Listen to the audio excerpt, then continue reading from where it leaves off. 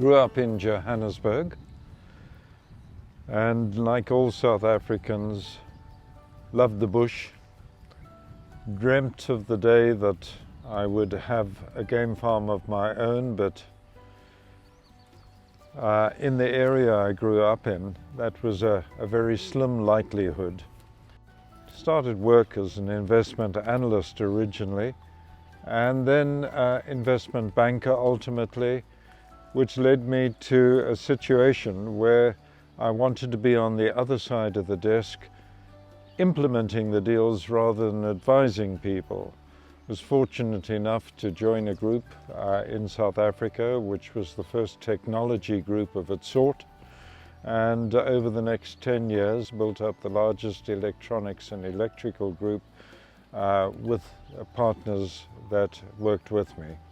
In 1986, decided to take my family overseas to give them an overseas experience, and spent 18 years both in the United States and also in the United Kingdom. Retired in '97 in Florida in the United States, but throughout the period from 1983 had owned a farm in the Waterberg. And I said to my late wife at the time we went back to South Africa. So we relocated back to the farm in South Africa in 2004, and have never regretted it. They say in the Waterberg, if you drink the water of the Waterberg, you always come back for more. Also, if you get sand of the Waterberg on your feet, you'll never get it off. So that certainly applied to us. It was one small farm in 1980, end of 82, beginning of 83, a farm called Maria, which was about 1,200 hectares. And there were no game farms, or virtually no game farms in the Waterberg, and it's all I could afford. So I bought the 1,200 hectares, spent a while surveying it, getting advice, and eventually decided to put up a fence and reintroduce game.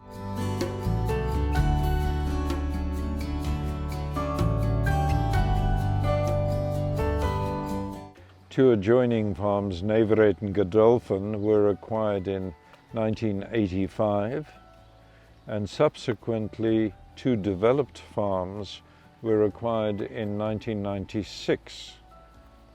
And that is when all the fences were dropped, and further game was introduced to build up the game reserves.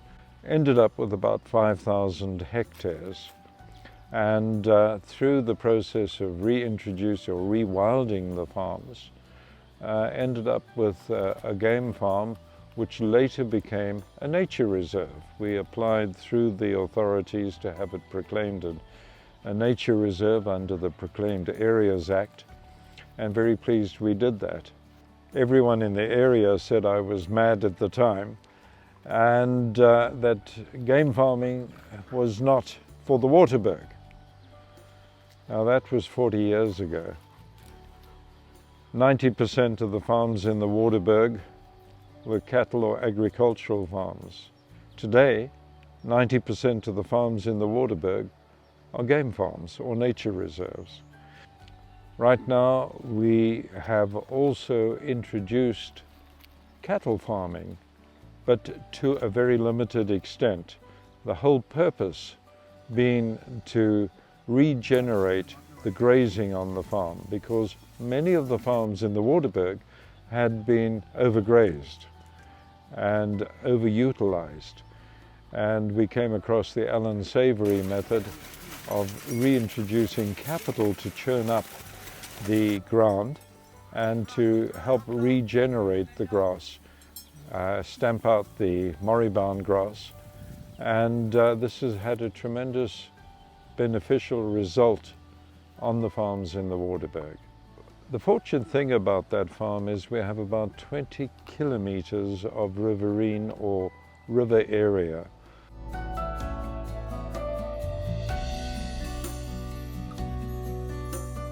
We also have remarkable rock art on the farm. There are 3 different traditions, and it's a rather special place.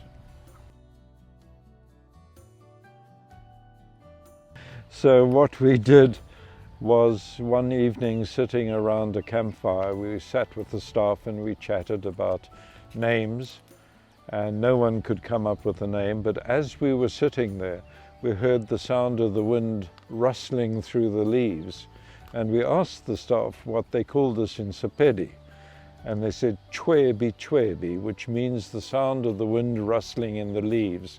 And that's, I anglicized chwebi chwebi to become shwebi shwebi.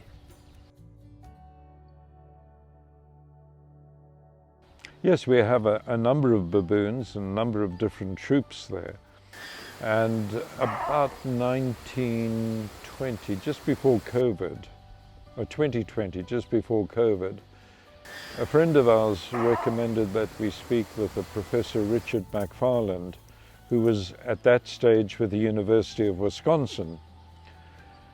He was looking for a place to do research on baboons, which did not have the Big Five on, because for obvious reasons the monitors would have to follow the baboons throughout the day.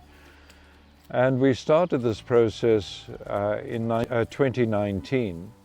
So it's been going for 4 years now, very, very successful. These students come out for any period from 3 months to a year, and they spend every day, except for Saturday and Sunday, tracking the baboons on Shwebi Shwebi, studying their social interactions, studying what they eat, studying the effects of climate change on them, and various other things. Very successful program, ongoing.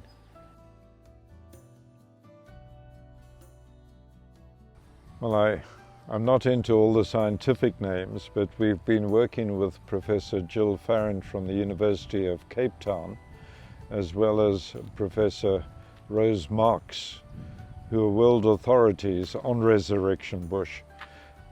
We have a lot of resurrection bush on Shwebi Shwebi, and they come up occasionally and they take samples of the bush, and they're doing all sorts of research at the University of Cape Town in trying to find the properties that allow this bush to resurrect itself, with the purpose of trying to find the genetics that can make it work with other plants as well. So it's an exciting ongoing project. Other projects we've been working on, we've worked on leopard research in the past. We're doing bush regeneration through the use of cattle. So Shwebi Shwebi is very much a farm where we like to work with nature. We like to assist in research on the farm to make more information available to what happens in the Waterberg. And I think the Waterberg is a remarkable place. It's about 450,000 hectares in scope. It's part of the UNESCO biosphere, and it has wide open spaces. It has very sparse population, and it has tremendous biodiversity. As I mentioned earlier, it has been rewilded completely in the last 40 years.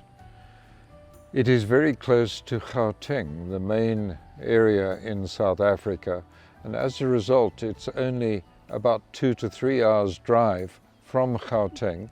It is also relatively malaria-free. So this has all the attributes of making it a very attractive potential tourist place. There is a lot of hunting that takes place in the Waterberg.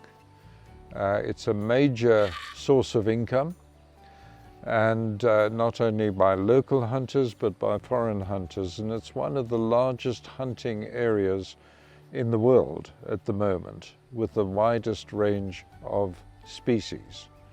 But more importantly, the Waterberg we see as being an eco-tourist friendly place, concentrating on the culture of the area, concentrating on photography, concentrating on birds and all of the activities that go in an ecotourist environment.